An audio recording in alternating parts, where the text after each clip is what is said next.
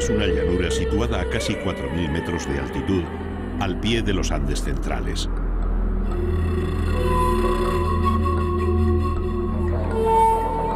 Desde hace miles de años, sus habitantes han demostrado que el ser humano es capaz de adaptarse a cualquier entorno, de arrancar a la tierra más hostil el alimento más completo y de sacar provecho a los escasos bienes que la naturaleza pone a su alcance.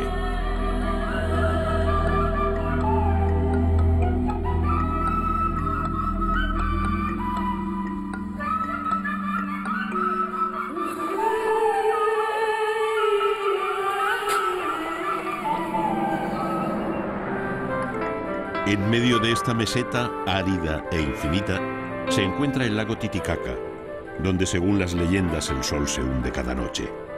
Aquí nacieron los primeros hombres, cuyos descendientes, que tienen la sangre negra, viven en islas hechas de fibras vegetales.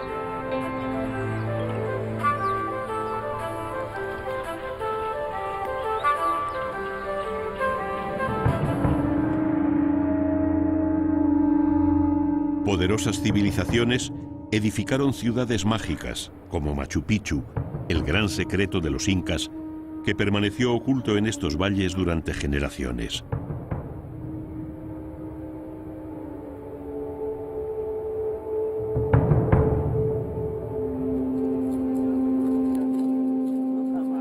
La espiritualidad es el elemento que permite a los habitantes del altiplano explicar el mundo. La vida solo es posible adorando al sol y a la madre tierra.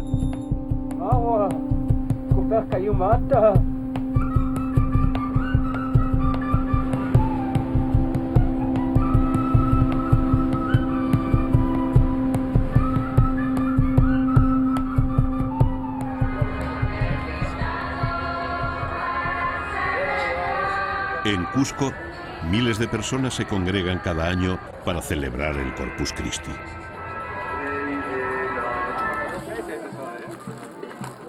En la hollada de Sinacara, los peregrinos se juegan la vida a través de los helados riscos para adorar a Dios.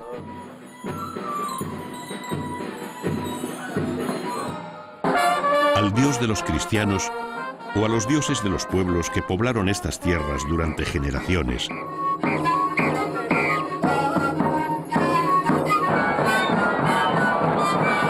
Mucho antes de que llegaran los conquistadores españoles a bautizar como Nuevo Mundo a un mundo tan antiguo y sabio como la humanidad.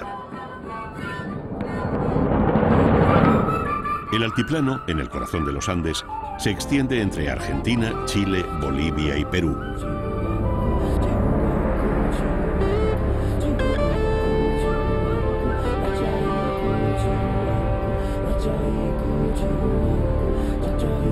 Según la leyenda, la humanidad surgió a orillas del lago Titicaca hace miles de años.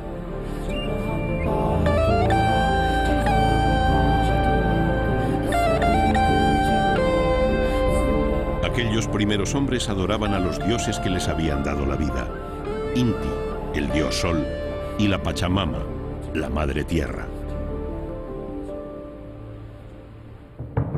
Numerosos vestigios hallados en toda la región demuestran que la relación entre los dioses y los hombres ha sido muy estrecha y muy intensa.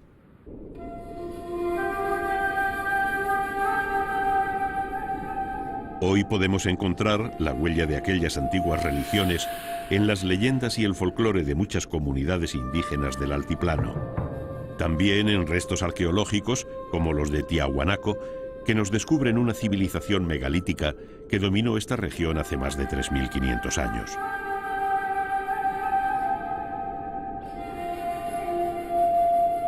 Los arquitectos de esta ciudad imperial poseían una excelente técnica urbanística que les permitió crear templos fastuosos y obras de arte como este pórtico, la Puerta del Sol, esculpido en un solo bloque de más de 10 toneladas de peso.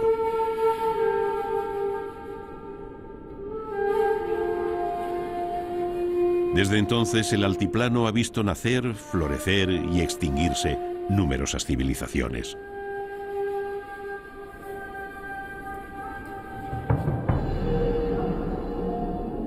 La última de todas ellas fue el Imperio Inca, cuyo legado más valioso es Machu Picchu, una de las obras humanas más espectaculares y fascinantes del mundo.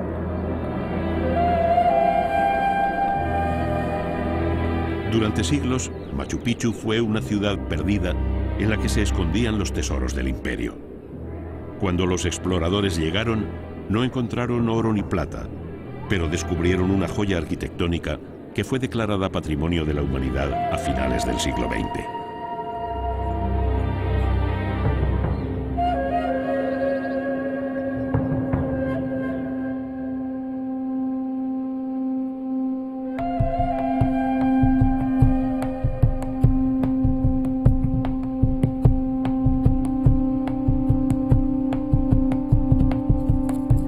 En la Isla del Sol, un Calyahuaya, heredero de las tradiciones incas, invoca a Inti, el dios Sol.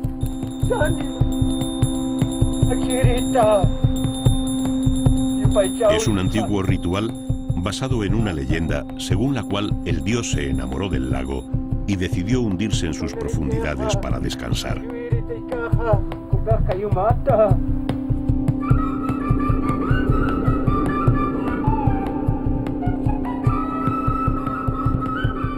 La ciudad de La Paz se encuentra situada a más de 3.600 metros sobre el nivel del mar. Es la ciudad más grande del altiplano.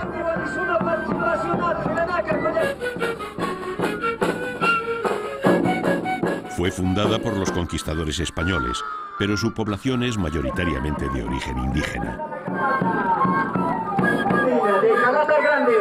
El hombre blanco trató de imponer su religión, lo que ha dado como resultado una fusión de elementos paganos y cristianos que ha arraigado con fuerza en todo el altiplano, desde los populosos barrios de las grandes ciudades hasta las minúsculas aldeas perdidas en las islas del Titicaca.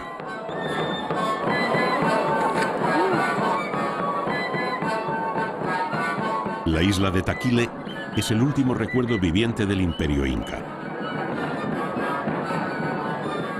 Es el único lugar del Titicaca en el que se habla quechua, la lengua del imperio, y el único lugar del mundo en el que aún tienen vigencia normas y costumbres de aquella época.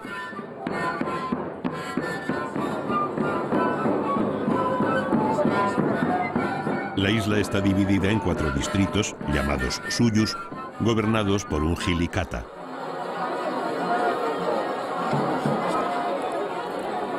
Para desterrar las creencias precolombinas, los conquistadores españoles recurrieron a todo tipo de argucias.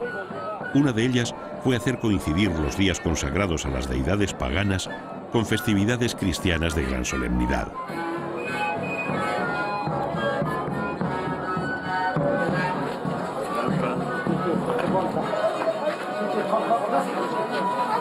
Con el tiempo, los habitantes de esta isla comenzaron a identificar los símbolos sagrados de ambas creencias, de modo que se consiguió una conversión, al menos formal, a la religión venida de Europa.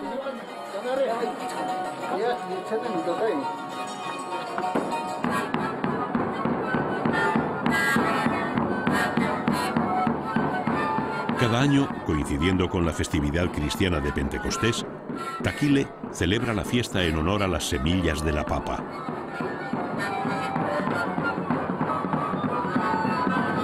Es un ritual de origen inca que se celebra en la plaza de Chuño Pampa, cuyas 4 esquinas tienen altares consagrados a Jesús, la Virgen y los santos cristianos.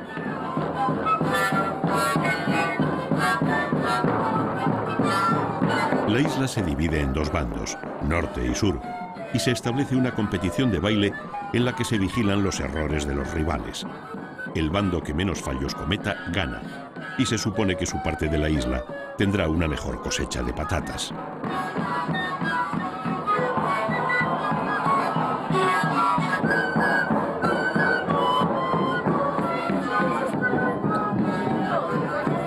Con el paso de las horas, el ritual se convierte en una fiesta. Las hojas de coca y el aguardiente van haciendo efecto entre los bailarines.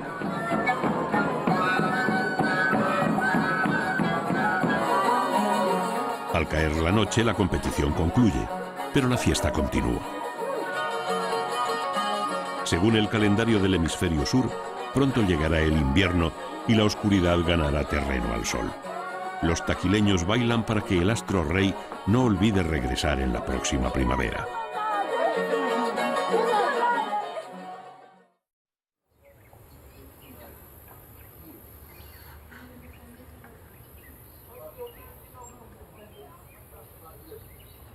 En Taquile, la actividad más importante es la textil.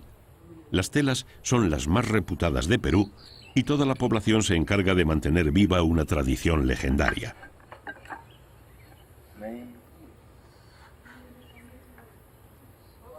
Se dice que en la antigüedad los hombres confeccionaban mantos mágicos con los que era posible volar.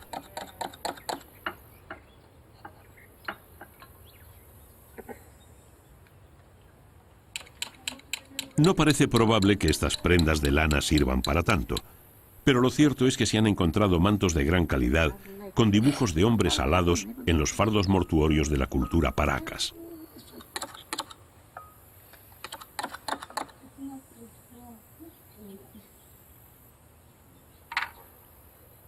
Los tejedores de Taquile se consideran los mejores del mundo. Es uno de los pocos lugares del planeta donde la confección se considera un deber propio del género masculino.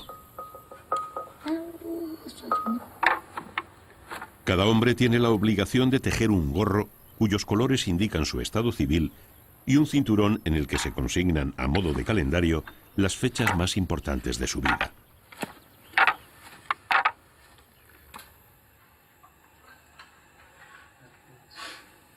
La confección es solo la fase final de un largo proceso de preparación de las fibras vegetales, elaboración de tintes con productos naturales y diseño ornamental propio y exclusivo de la isla.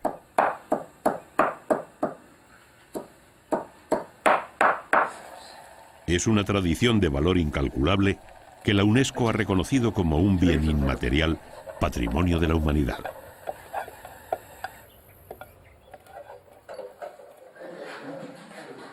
La fama de estos productos atrae cada día a más turistas, lo que empieza a suponer un problema. El aumento de la demanda hace que sea imposible confeccionar artesanalmente toda la mercadería necesaria, y los comercios empiezan a vender imitaciones industriales que perjudican la reputación de los famosos tejidos de la isla de Taquile.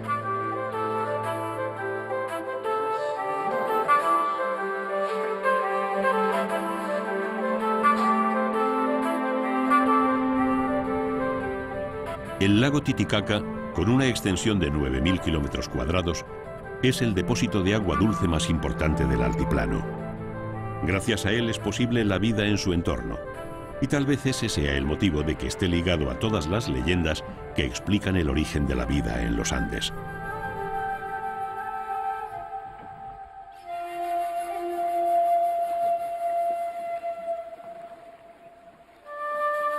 Estas cañas son totora, una especie de espadaña flexible e impermeable que juega un papel fundamental en la vida de los descendientes de unos seres mitológicos que dominaron el mundo.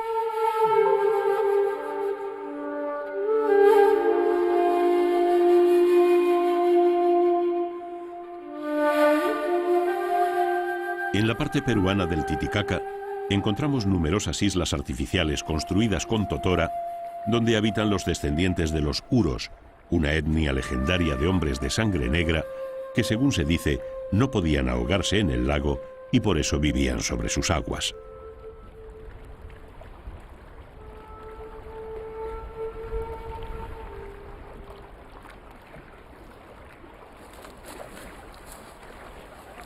En la actualidad, esos superpoderes no sirven de gran cosa a los miembros de estas comunidades, puesto que atraviesan por una precaria situación. La pesca es su principal actividad económica, pero el aumento de población, el incremento del turismo y la contaminación han provocado un notable descenso de las capturas.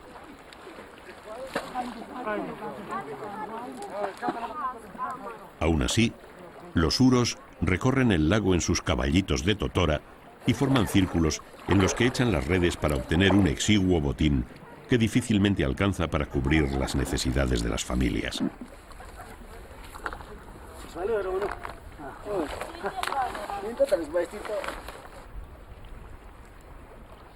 A lo largo del siglo XX, el número de habitantes de estas islas no ha dejado de menguar. En la actualidad, en las diferentes islas que aún quedan, no viven más de 3.000 personas.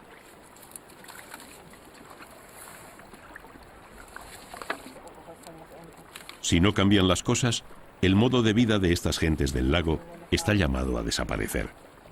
Con ello se pondrá fin a una tradición milenaria y a una leyenda que se remonta al principio de los tiempos.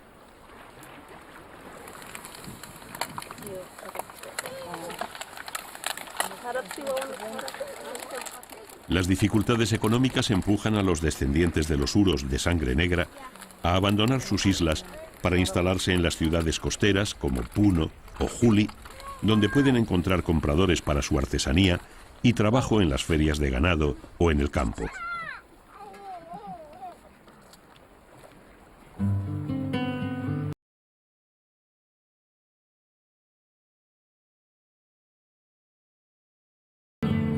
Juli, en la costa peruana del lago Titicaca, es una pequeña población en la que podemos encontrar una imponente catedral y numerosos edificios coloniales que han servido para que la ciudad reciba el sobrenombre de la pequeña Roma de América.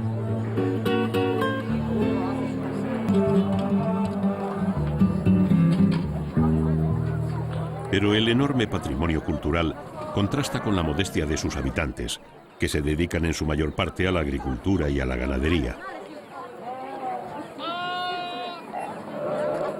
En los días de mercado podemos observar actitudes y atuendos similares a los que debieron encontrar los españoles que vinieron a construir sus templos.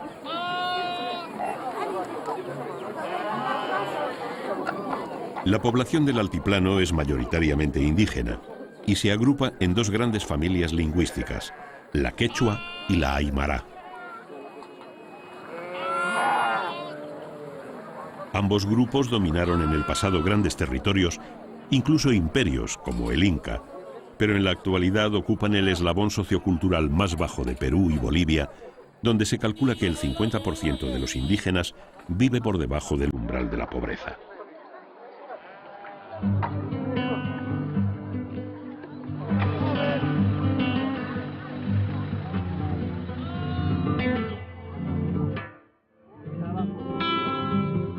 La tierra, los hombres y los animales forman parte de la Pachamama, la madre tierra, que domina todo lo que ocurre entre el cielo y el suelo.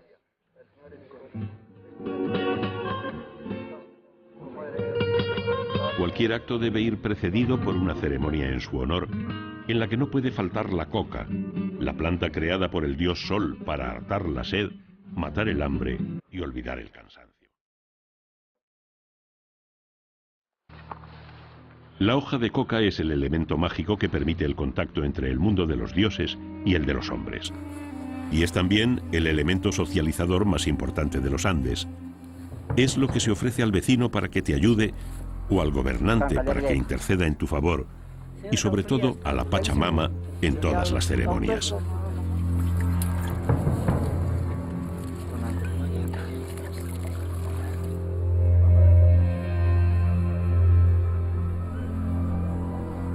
Tampoco pueden faltar elementos como el alcohol, el vino, la cerveza y el maíz.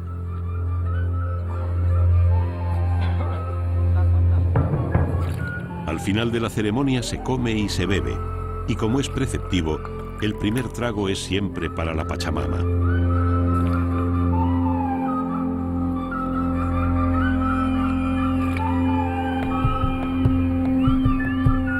Cada 2 años, en las pampas de Calacala, tiene lugar el Chacu, en el que se encierran y se esquilan miles de vicuñas que viven en estado salvaje, formando grandes manadas en las serranías andinas.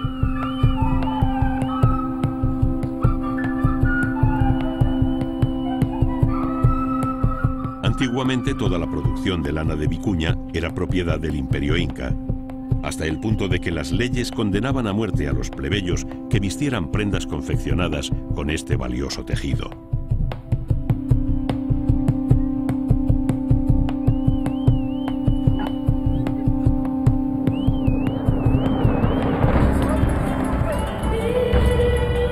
Hoy, el valor de la lana de estos pequeños camélidos sigue siendo elevadísimo, por lo que el Estado peruano establece un exhaustivo control sobre la producción para evitar la caza furtiva.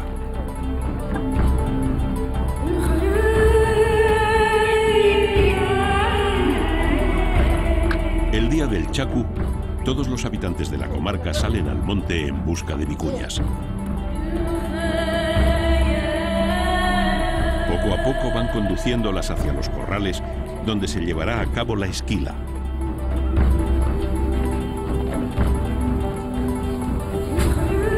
A mediados del siglo XX, esta fiesta tradicional estaba en trance de desaparición a causa del descenso del número de manadas en libertad.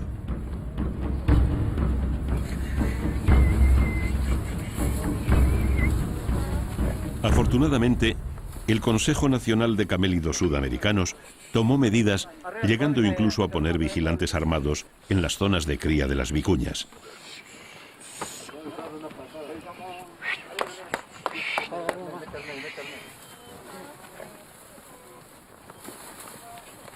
El resultado ha sido espectacular.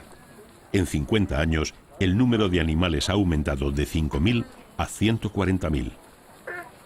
Las aldeas obtienen grandes beneficios económicos por conservar manadas de vicuñas en sus municipios, y la lana esquilada aumenta, permitiendo que prospere una importante industria textil.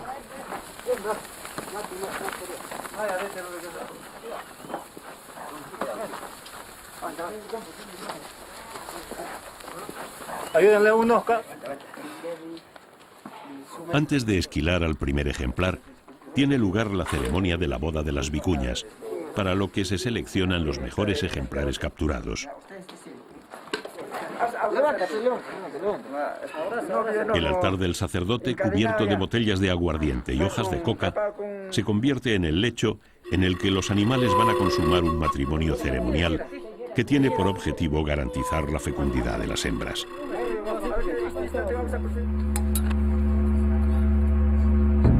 Después del enlace, se realiza una pequeña incisión en las orejas de los animales para extraer unas gotas de sangre que serán ofrecidas a la Pachamama para que proteja a las vicuñas y permita que las manadas sean cada año más numerosas.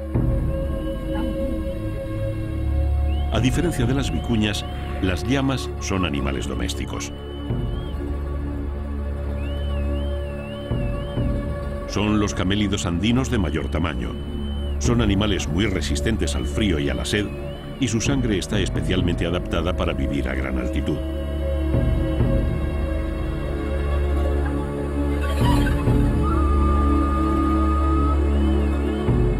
El origen de esta especie no está muy claro. La llama no se encuentra en estado salvaje, por lo que se cree que los habitantes del altiplano consiguieron domesticar alguna especie de guanaco. Las leyendas andinas tienen una respuesta mucho más sencilla. Las llamas descienden de dos hijos de Manco Cápac, el fundador del Imperio Inca, que fueron condenados a muerte y a los que Viracocha transformó en llama para que escaparan de su castigo.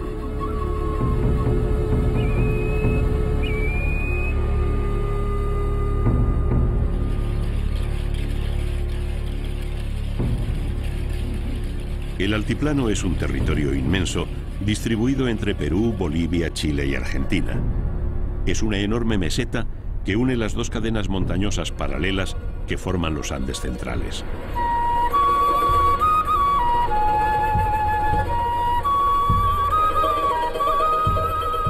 Los paisajes son monótonos. Una gran llanura flanqueada por impresionantes picos montañosos cubiertos de nieve, donde la tradición sitúa la morada de los dioses.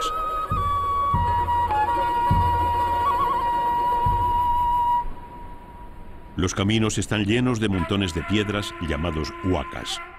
Cada uno de estos guijarros es la ofrenda de un viajero que deposita una parte de su aliento vital para agradar a las divinidades. Una vez, hace mucho tiempo, los hombres se atrevieron a subir hasta la morada de los dioses. El camino estaba lleno de obstáculos y muchos perecieron en el intento. Desde entonces los dioses permiten la visita del hombre, pero exigen como pago el sacrificio de una vida humana.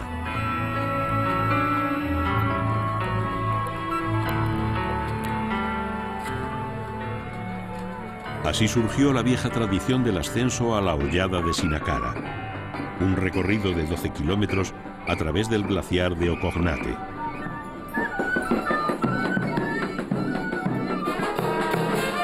Comienza en la iglesia de la aldea de Mauallani, donde se reúnen las distintas cofradías que realizarán el peligroso viaje a través de los caminos helados.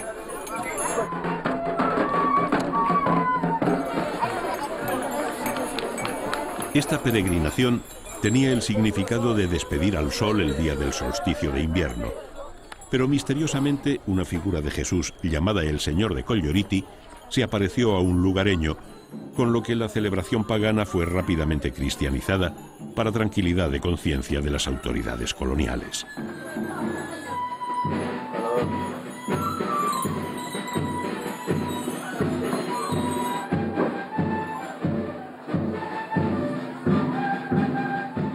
Poco a poco, todo el recorrido hasta la Hollada de Sinacara fue revestido con elementos católicos. A lo largo del camino se colocaron cruces junto a las tradicionales huacas y en el punto culminante del recorrido se construyó una ermita.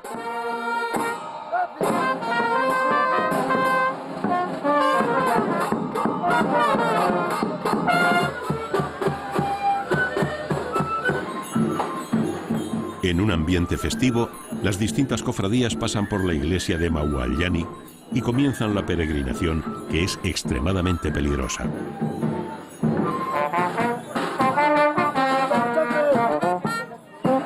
Todos los años hay que lamentar algún accidente mortal, que según la tradición es una ofrenda humana exigida por los dioses.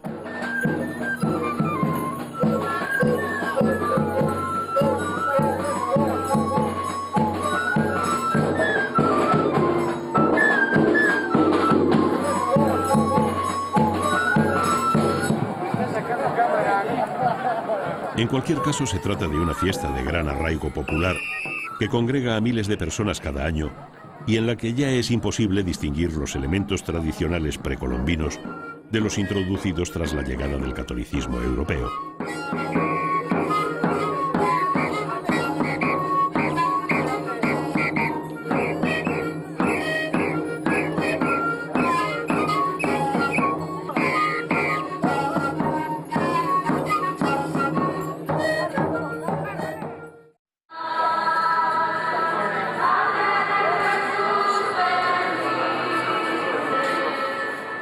La ciudad de Cusco, cuyo nombre significa ombligo del mundo, fue la capital del Imperio Inca.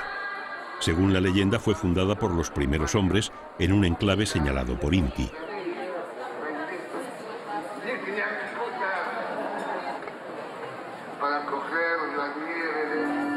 En tiempos del incanato, Cusco estaba consagrada al culto al sol. En su plaza se congregaban cada año miles de fieles con motivo del solsticio de invierno.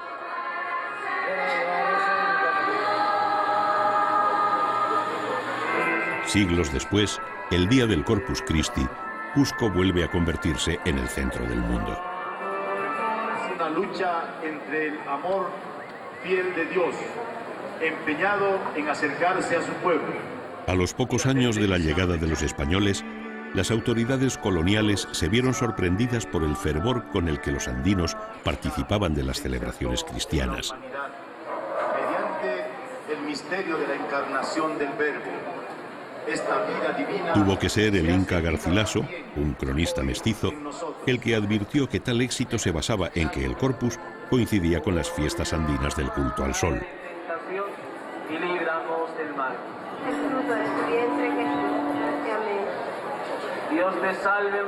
Es difícil determinar si fueron los castellanos los que propiciaron la coincidencia de las fechas sagradas o fueron los indios los que decidieron proteger sus creencias bajo apariencia cristiana con el fin de salvar sus vidas.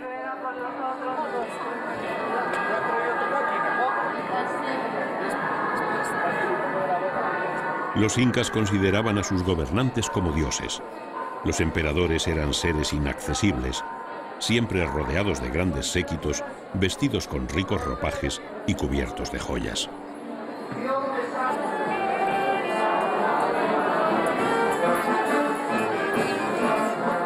No fue muy complicado sustituir aquellas divinidades vivientes por las imágenes recién llegadas de Europa.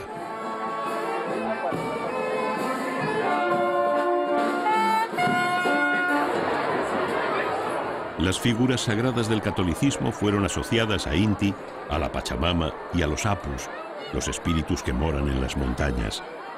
En cualquier caso, era obligatorio adorarlas y contradecir sus designios acarreaba funestas consecuencias.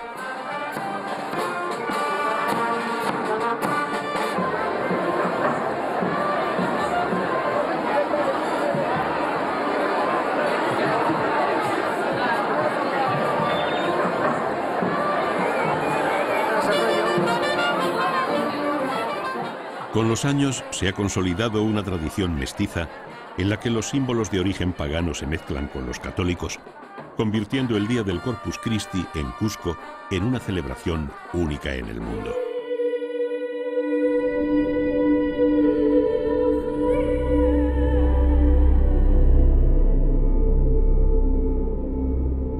El máximo esplendor de Cusco y el Imperio Inca tuvo lugar unos 100 años antes de la llegada de los españoles. La fortaleza de Sacsayhuamán es uno de los vestigios más notables de aquel imperio.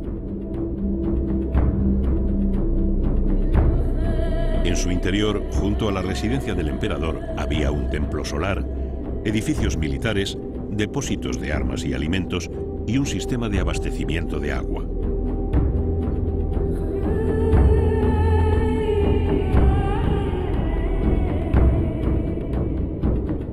Sus dimensiones y la calidad de su construcción causaron el asombro de los conquistadores españoles, pero lo consideraron un peligroso recuerdo del poder del incanato y ordenaron su demolición. Por ese motivo, hoy solo podemos apreciar sus impresionantes murallas.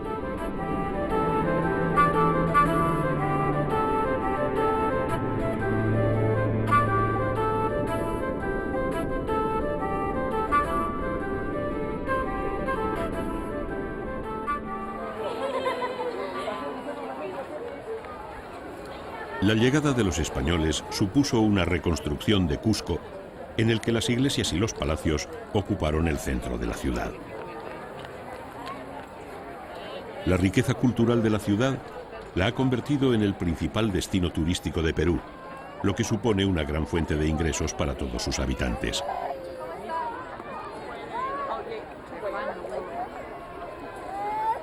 Hoteles, agencias de viajes y, cómo no, artesanía tradicional elaborada por la población indígena.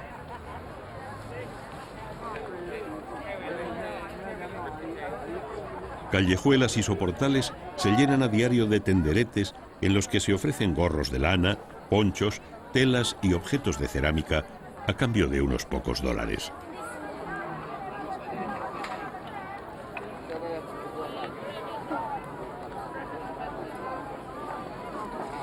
Pero hay numerosos mercados locales situados fuera de los circuitos turísticos, donde aún es posible entrar en contacto con la vida cotidiana de estas poblaciones.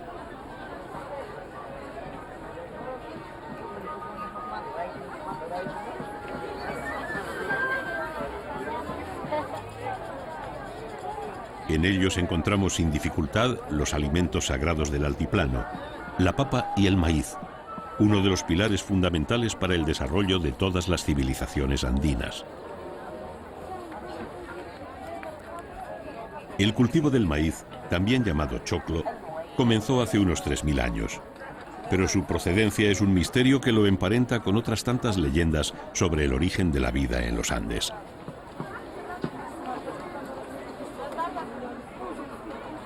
El maíz no crece silvestre, sino que fue literalmente creado para satisfacer las necesidades alimenticias del hombre. ¿Quién, cómo y cuándo? Siguen siendo preguntas sin respuesta que encajan perfectamente en un mundo en el que la mano de los dioses está detrás de todo.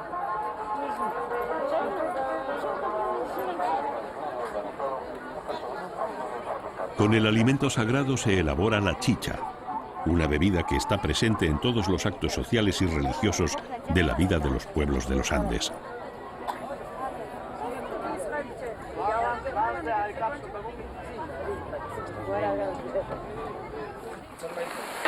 En todas las aldeas hay una chichería como esta, un modesto patio en el que se elabora esta bebida de modo artesanal.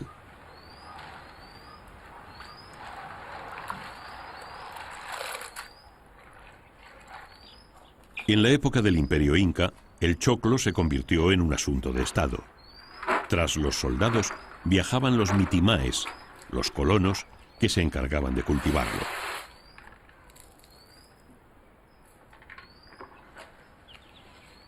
Los pueblos conquistados podían seguir con sus campos de tubérculos y hortalizas, pero la producción de maíz estaba reservada a los incas y pertenecía al emperador.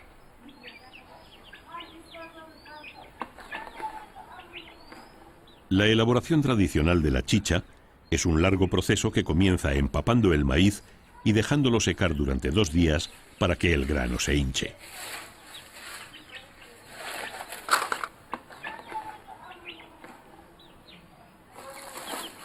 Hay 2 clases de chicha, la Tuktuy Yamor, reservada para las fiestas más solemnes del calendario agrícola, y la de Jora, que es la más consumida.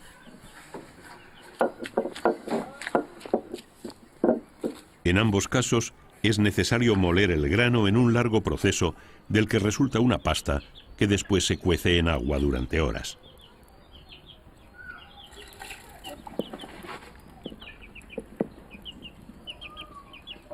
Cada familia tiene una receta que guarda en secreto, en la que la cantidad de maíz y el tiempo de cocción condicionan la textura y el sabor de la chicha.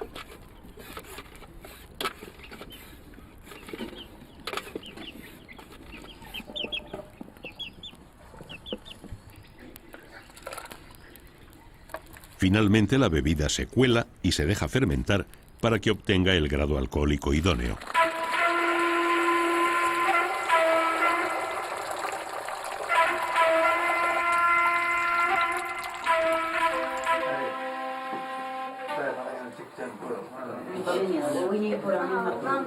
La chicha se consume a diario, a cualquier hora y en grandes cantidades. Es una bebida que gusta a hombres y a mujeres de todas las edades.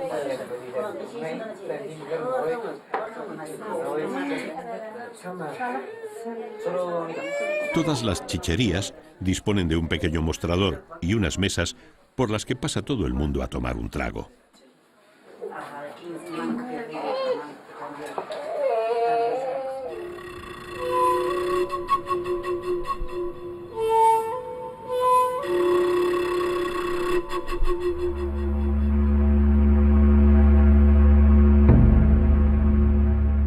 Las comunidades andinas cuentan con un personaje esencial, encargado de perpetuar las tradiciones. Es el sacerdote, el chamán, el adivino.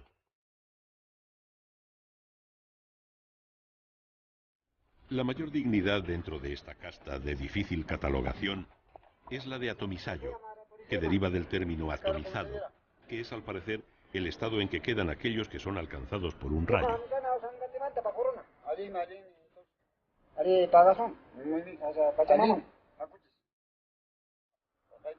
Con esta insólita tarjeta de visita, el atomisayo recorre una vez al año las granjas de la comarca para bendecir las cosechas y el ganado.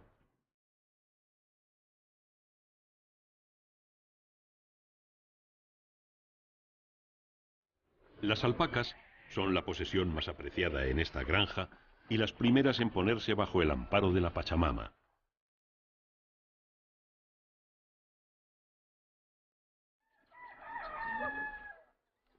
El adivino elige un lugar del corral desde el que pueda verse la cima de una montaña para que su voz llegue hasta la morada de los dioses.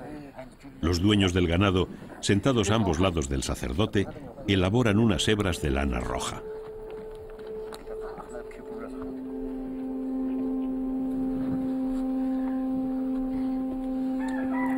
El atomisayo recita una letanía, ingiere unas hojas de coca y bebe un trago de aguardiente después de ofrecer unas gotas a la Pachamama.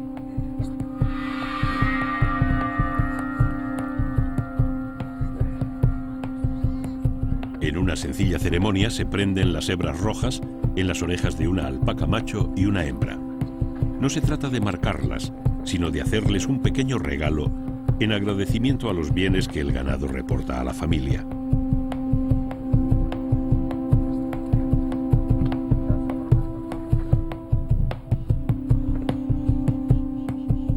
A 4.500 metros de altitud no hay carreteras, pero tampoco serían de gran ayuda. La presión del oxígeno es tan baja que hace muy difícil cualquier tipo de combustión, y los motores de coches y furgonetas no están a salvo de las leyes de la física.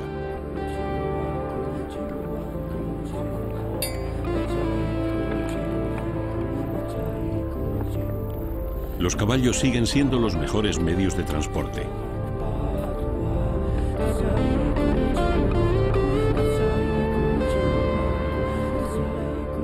El caballo andino es de pequeño tamaño, fuerte y muy resistente. Muy diferente a aquellos que causaron el terror entre los soldados incas cuando llegaron los ejércitos españoles.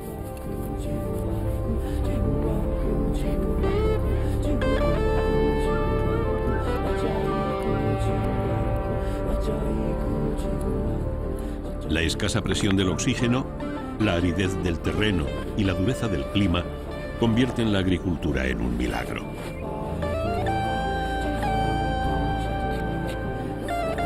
Pero en estas tierras los milagros están a la orden del día y forman parte de la cultura popular.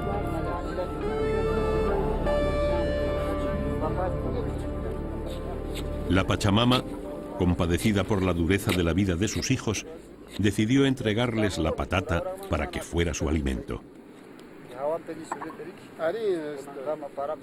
Fue cultivada por primera vez hace 7.000 años en las tierras cercanas al Titicaca. Su importancia para la vida en los Andes era tal que la medición del tiempo se hacía en función de lo que tardaba una patata en ser cocida.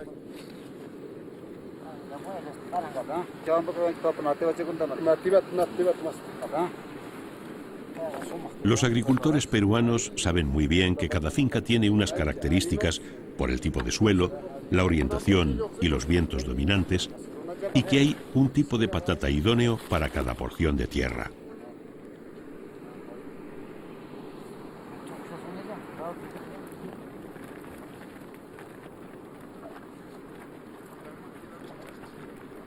Cuando la cosecha está lista, se cargan los sacos a lomos de las llamas.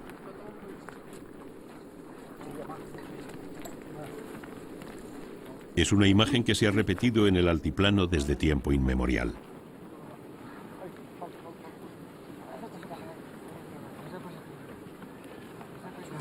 A lomos de una llama, la papa fue llevada hasta los barcos mercantes que la transportaron al viejo continente.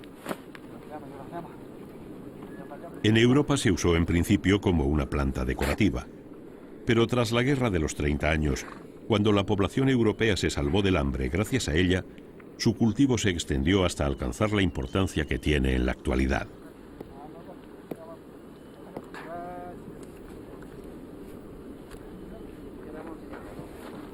Hoy se cultiva en más de 130 países.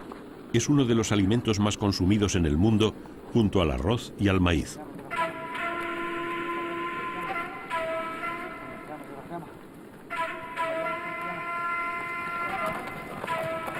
Su importancia ha sido reconocida por la ONU, que declaró el año 2008 como Año Internacional de la Patata. Y además fue el primer vegetal que eligió la NASA para cultivarlo en el espacio.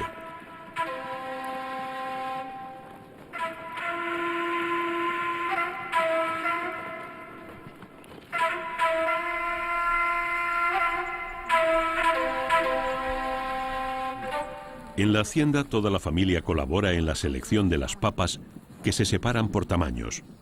Las más grandes se llevarán al mercado para su venta, mientras que con las pequeñas se hacen chuños con la más antigua técnica de liofilización que se conoce.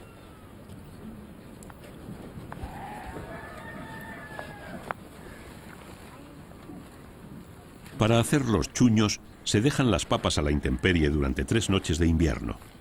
De este modo los tubérculos se congelan y se deshidratan, de forma que pueden almacenarse para su consumo durante todo el año.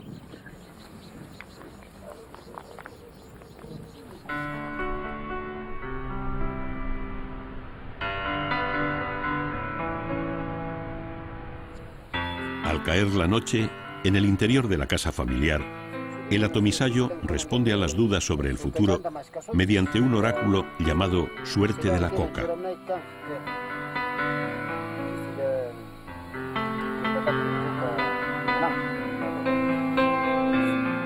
Mucho antes de que la cocaína se convirtiera en una lacra social en Occidente, la hoja de coca formaba parte de la vida cotidiana de los andinos. Se considera un regalo de los dioses por sus propiedades curativas y su eficacia contra el mal de altura. Además, su consumo permite a los curanderos vislumbrar el porvenir.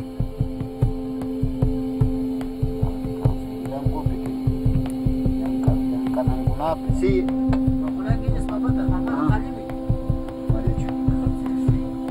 En una casa del altiplano no falta jamás cama y comida para un viajero. La hospitalidad es una obligación que se cumple a rajatabla.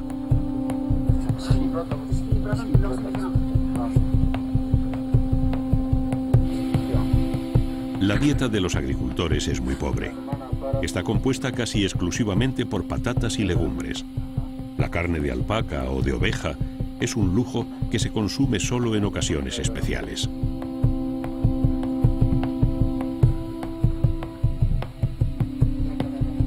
La cena sirve para reunir a toda la familia.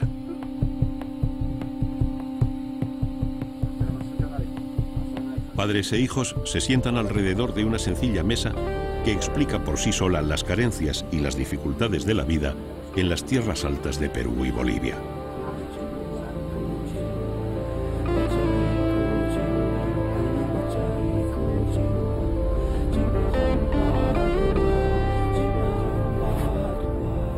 A la mañana siguiente tiene lugar la bendición de las papas. El atomisayo extrae del interior de su bolsa todos los elementos que precisa para la ceremonia y comienza una larga serie de rezos.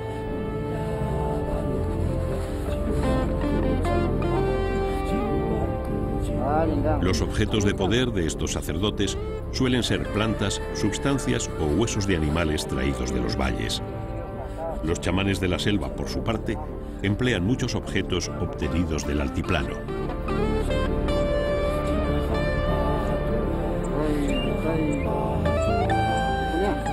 La bendición concluye lanzando unas gotas de aguardiente en dirección a los 4 puntos cardinales y brindando con la Pachamama, con la mirada siempre puesta en las montañas del horizonte.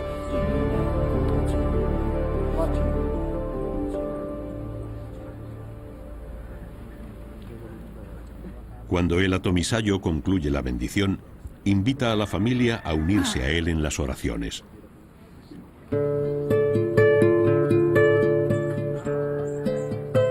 Todos consumen hoja de coca y aguardiente, conscientes de que la Pachamama escuchará sus plegarias.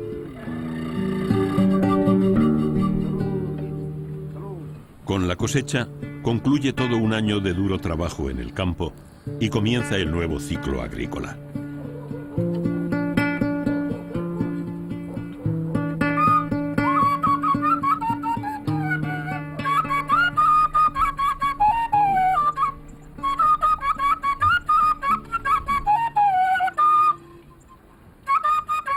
Así ha sido, año tras año, desde hace generaciones, desde que el hombre apareció sobre el altiplano y comenzó a buscar respuestas que le permitieran comprender el mundo que le rodeaba.